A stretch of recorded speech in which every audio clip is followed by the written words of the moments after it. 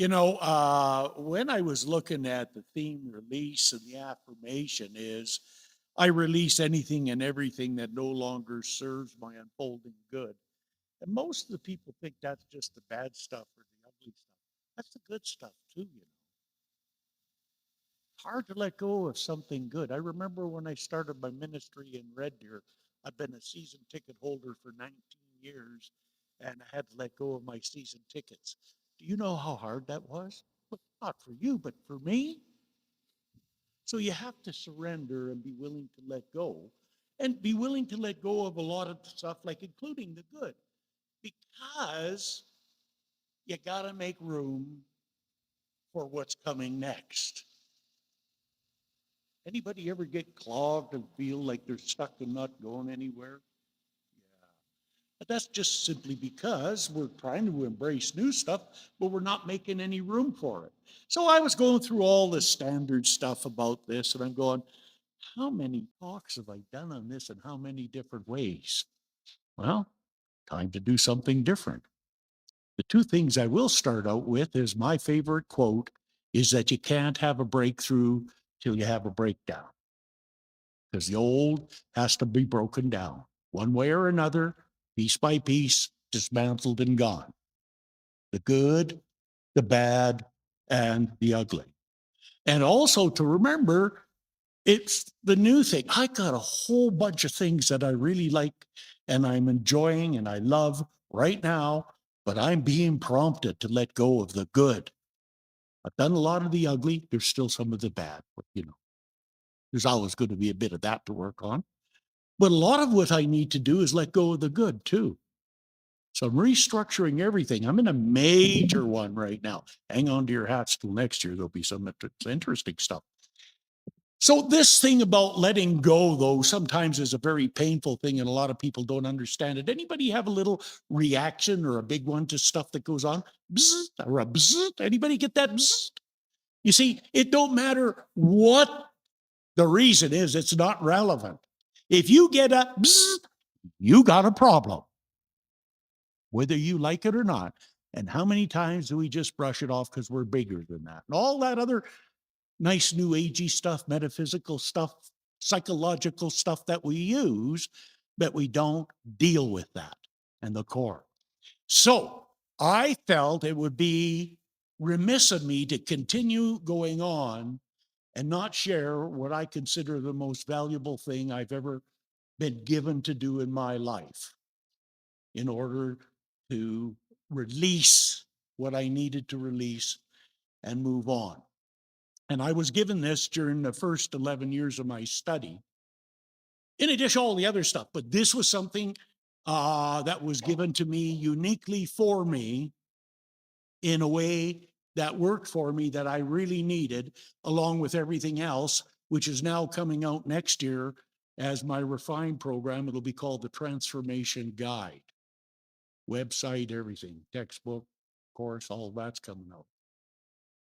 And in there is what I consider, uh, for those of you that know me, I had a lot of rage for many years. I was a really angry young man, 17 years of hardcore, hard knocking, tough stuff on the street. And I know how to deal with it. But boy, I also knew that being big and intimidating and rage, when you barked, people stayed away.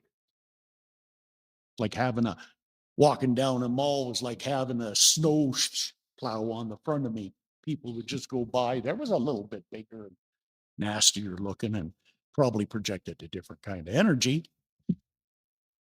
But to go through that, this big tough guy had to get in touch with his feelings, the true feeling, and learning how to be vulnerable and transparent enough to be able to express how I really felt underneath that reaction. Try that on for size. Part of my therapy was going out into the country about 13 or 14 times and just pulling out there late at night and just yelling. I mean, not what you'd want to hear. I mean, a real rage. And I think the longest I went was about 25 consecutive minutes. But that's how I had to purge it. But what I'm going to do is share with you this, and you can take it with you if you're interested. get a hold of me. It's part of my program, or I'll do a workshop on it. But I give you the handout there. And the first part, I think for those folks at home, he's going to put it up on the screen. He's got a shot there. And the top of it says catharsis, release and let go. Catharsis is a Greek term. There's the two of them, cathexis, which is hold fast to, that's your affirmations and goals that we do. And catharsis is to purge and purify. And that's to release and let go of anything that's getting in our way. So that first page, you've got the onion. And you know the onion's got that center, and then there's the layers of onion. We've all done onion. Anybody not done onion? And you know, it's the interesting thing. If you peel those layers away, the closer you get to the center, the more bitter they are. But if you take the center and eat it, it's got a sweetness to it. Try it. Not much different than us. How many people have seen a mean, ugly, vulgar, horrible, disgusting baby? Nobody. Guess what? You are one of those too. So treat yourself a little bit nicer, huh? But what happens is a child never learns by logic and reasoning. The child only feels what is being conveyed and can be interpreted grossly wrong by a loving parent who's really trying to do a good thing. It's like my mom always used to say to me, "Oh, Doug, that's great, no matter what it was, but you can do better." But the little boy never heard that. The little boy heard, didn't matter what I did, it was never good enough. That's all he wanted to hear, because it was good. And that created a layer around me that I'm not good enough. Each one of those layers is an I am statement that we've accepted as a child about ourselves. You don't need 1,000, 2,000 things to screw you up. 2 or 3 of these are good enough because you just do them 1,000 or 2,000 times each. Just ask me how I know. So part of what we want to do is release those negative feelings that we got about ourselves. I call them negative affirmations. They might be, I'm stupid, I'm not good enough, I'm an idiot, I'm incompetent. You could fill in the blanks, I'm sure. You know a few of those. And so the anger and intimacy portion of my program is really looking at how do I acknowledge, recognize, deal with, and release those layers and peel them off? Because you know what happens when you do that? You actually become a real nice, peaceful person. Most of the time. Like me. Most of the time. Okay? If somebody tells you they're like that all of the time, even monks have their problems. I know I'm involved with one. So, you know, that's what it is. Okay? So down below, it says anger, hurt, and love. Because you see, anger is not a thing of itself. What anger does is it simply is an outpicturing and rage of an unexpressed feeling that we as a child were never allowed to express, and we're repeating it as adults today. Okay? And so let's say I am stupid. I have that feeling. I will go about doing things and I'll have people tell me, oh, that's kind of dumb. And then I'll get a little zinger. Or, oh, only stupid people do stuff like that. Anybody ever heard that one before? It depends. If you got an I am stupid, you'll get it. Well, that's one part of it. Then the other part of it is I do something and I'm going, what a dummy, what an idiot.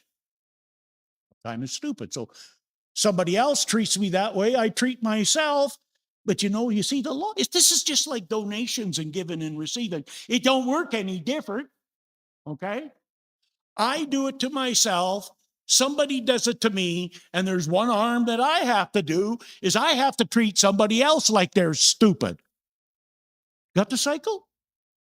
I am stupid. They treat me stupidly. I have to treat somebody. Giving and receiving and using. The perfect circle works good for that. It also works good for your negative outpicturing of self. So underneath the anger, there's a hurt. And underneath the hurt is that pure love. So I remember discovering that, and I had to go back to some people I did, and after I got in touch with it, and the key is this is on the next place is a validation process. And it says, when you said, I felt I am. Okay. And so I would do things because I needed to have people reject me. Okay. So if you're not good enough, I'll go back to that I'm not good enough and use that one because that really resonates with me. If I have to have that. So I will do things to people, and I use my spouses for this a lot before I figured it out. And I would be nice to them and they'd be grateful back, but that's not what I wanted. I wanted to be treated like it wasn't good enough. See what I'm saying? And so I would press and do things, and then they would get annoyed with me. And as soon as they got annoyed, no matter what I do, it's not good enough. Look, I got to be right. Do I want to be right about that? No, but that's what happened. And it caused all kinds of difficulties in my relationships. Thank God I wasn't one of those people I had to be with at times. You know what I'm saying? It's true. So what I did do this, and again, how I do it is a process. When I get a zinger, and I just actually went through this big time with somebody over the last 4 months. I'm still in the midst of it because it's quite an interesting zinger for me. Eh? So I retreat and then I get in to that position by myself, and I ask myself, what is the hurt my anger is hiding? What is that hurt? Now, I know it's got to be a negative affirmation. That's the best way of putting it. So go through a few of them. I am stupid. I'm not good. I am unworthy. I'm ugly. And then I'm not good enough. Oh, that one got a little zing. So if you go through those negatives, you'll find one and you'll get a little zing, and you know that's the one that is yours. Okay, so when you find it, you let it hurt. Now, a lot of people try to avoid these kind of pains. Don't, because all you do is just drive them back where they were inside of you. They're coming up to be released. Catharsis. It ain't pretty. It didn't get in there. It's got to come out the same way. It'd be nice if it was just magic. It comes out the same way with feeling. So if you allow yourself to feel it and you allow yourself to hurt, it'll go away. It doesn't last. It's just like that. How long? Not very long. It stays a lot longer if you hold on to it, though. Okay. And then after one does that, you go back there, it says power and pain positions. You go back and you wait until you're clear, calm, and peaceful, and then you go validate yourself. When you did that, I felt I'm not good enough. That's it. There's no accusation, there's nothing. It's just a declaration. I remember a CEO I had, I sent him back to the checkout stand at a Safeway store for the grocery clerk because he treated her like crap. He's not allowed to do it to anybody else, but he did it to the grocery clerk. We got his I am, and he had to go back, CEO, and he had to go back and say to the clerk, when you did that, I felt I'm not good enough. Could you imagine having to do that? I had 2 CEOs that I worked with. Both of them got down and did it, and you should have seen the difference in their lives. Okay? So I don't care where you are on the scale. It don't matter. We all work that way. So it was one of the most powerful things. And over the years, I ain't going to tell you it took me, I worked for 6 months and I was saved. Still not saved on that one. I'm still working with it. Only when I have a major. Okay. When I have a major, I definitely work on it. Like I say, sometimes it takes a while. And sometimes, I have these issues like with insurance companies that don't pay people properly. And I'm very good at writing. And I wrote letters for my brother on his $32,997 wheelchair, which was 100% covered and only got 20,000. And my brother said, Doug, when are you going to write that letter? I says, I'm not ready yet. I had to wait 2 or 3 weeks. Why? I did not want to take action from any residual angst. Because whether you're right or not, when you do a presentation, whether it be written or oral or verbal, from that position, it don't matter how right you are. That's not what people hear. They hear what they feel. Right? So if you want them to hear, you have to tell them what you feel. And then people will listen. Long as it's non-accusational. Now, there are 3 rules, and boy, these are the best 3 you'll ever get. The one I use all the time. And I just got knocked off my socks on this one in August. I'll tell you a 30-year story that happened. No justifying. You do not have to justify how you felt because you probably don't know why you felt that way anyhow. Anybody feel a way and don't know why they feel that way? They just do. You can't justify feelings. I can't even explain them, never mind justifying. Open for a discussion, yes. And no blaming. Well, it wasn't my fault at that. Yeah, but you showed up for the experience, didn't you? You showed up here in the experience. It doesn't matter whose fault it is. I'm there. Take away the blame for anything that you're involved with and deal with your part.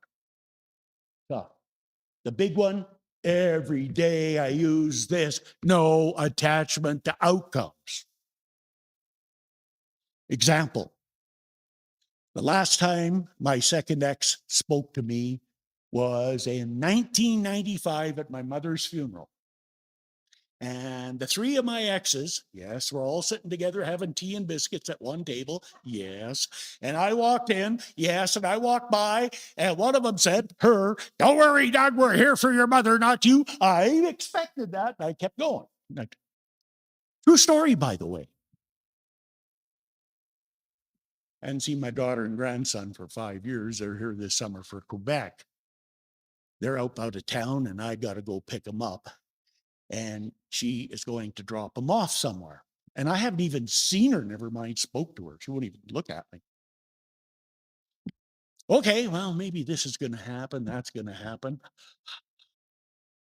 Calm, centered, peaceful employees. No attachment to outcome. Okay. Get there, and I walk up, and it's way up 120 clicks north of here. And I walk into the Starbucks because I didn't see him in the parking lot. And there she was, getting a coffee. And she looks at me and smiles and says, "Hello, Doug." I go, "Hi. Have you got time for, I'd like to sit down and have a coffee with you for 30 minutes and get caught up." Okay. And I'm looking at my daughter and her chin's on the floor and we're going, okay. And she asked me a lot of questions and told me I was looking good and handsome and all that kind of stuff. And half an hour got up and gave me a big hug and said, "Well, we'll see you again." And I go, "Yeah." And I get in my car and ask my daughter, "What the hell was that all about?" She didn't know neither. The point I'm getting is I had to live with that all that time, interacting with my children and grandchildren, blah, blah, blah, blah, blah. And all of a sudden, just because I did what I did and didn't get into any slam dunking her or anything, not at all. Did what I needed to do for me. put the example out of what I was, not what was said about me. And lo and behold, this happened. Can you imagine that? 30 years, but, and I had to tell my other two grandsons so that they knew what happened with them. I don't care about anybody else, but them I cared about. And so I'm sharing that with you to let you know how important it is not to be attached to any outcome. Because if you do, you're really in trouble. Expectation is fine. A mild disappointment is fine. But any attachments, you're going to be devastated. And it really doesn't matter. You don't want to be devastated because it really doesn't matter what happens. It's just a part of what you must need to experience in your journey. Well, how do you know that? It's easy because it's happening to you. If it wasn't happening to you, you wouldn't need to know it. We were talking about lineup earlier here. And you see, most people think a lineup is what's happening or a group of people. I have a different concept when that comes up, a different kind of a lineup. Which one was he? And you're in the lineup. Anybody ever been in that lineup? No. So, it's all relative to the situation. To me, a lineup's just a lineup. I didn't care for that one. I like these ones. But it's all about perception. If you've never been in there, you couldn't know what that's like. However, nobody can know what you've been in. Yes, there's other people been through the same thing as you. However, there's nobody that has ever done what you have done. And there never will be. You got to honor and value your uniqueness. And then the last little thing is that circle there. It's called the cycle of pain and pleasure. Okay, so let's review giving and receiving. I give donations. I receive spiritual food, digest it. Okay. And that completes that cycle. That's financial. And financial well-being comes back into me in my life. The same thing with the circle. That's a circle of pleasure. That's pleasurable, isn't it? Money. The circle of pain is the same thing. If I feel I am stupid, I will treat people stupidly. People will treat me as though I'm stupid. And of course, I will treat myself as though I'm stupid. So do you know how to stop people treating you like you're stupid? It's actually quite easy. You got the validation process to use. And then the second thing is through awareness. Number one, quit treating yourself stupid. That's a really good start. Second one is really hard for people to get to because they don't believe they'd ever do that to somebody else because they don't like it done to them. Quit treating others like they're stupid. Oh, I'll guarantee you might deny it right down to where I find it, but I would find it and you would be surprised. So if you quit doing it to yourself and you quit doing it to others, guess what happens to the cycle? It's broken. So you don't see people treating you as though you're stupid anymore. Right? And then I got to tell you one thing, though, it's a little longer here, but there are the two types of pain that I revert to negative affirmations. There's core pain. That's what we've had that generally in my work in all these years, 97% of the core pain issues are established before age 6. And it doesn't matter what kind of family background. Actually, the ones that had a real horrible one are easier to work with. I got one that was a real nice background. He's really tough, but same thing happens, okay? And so that's a core pain. But then you'll have something that'll happen just on that situation. And just because of that circumstance that you have that and have to go through. For example, my best friend called me one day and said, Doug, I got to get you to do a service for you. My son just got murdered. So I've known his son for all 21 years of his life. He's still my best buddy. I was out seeing him this summer, and I was in a rage. I was angry. I had to go through the process. What is the hurt my anger's hiding? It boiled down to I am helpless. No matter what, all my knowledge, everything I got, there is nothing I can do. I am helpless. So I had to feel that. It hurt really bad.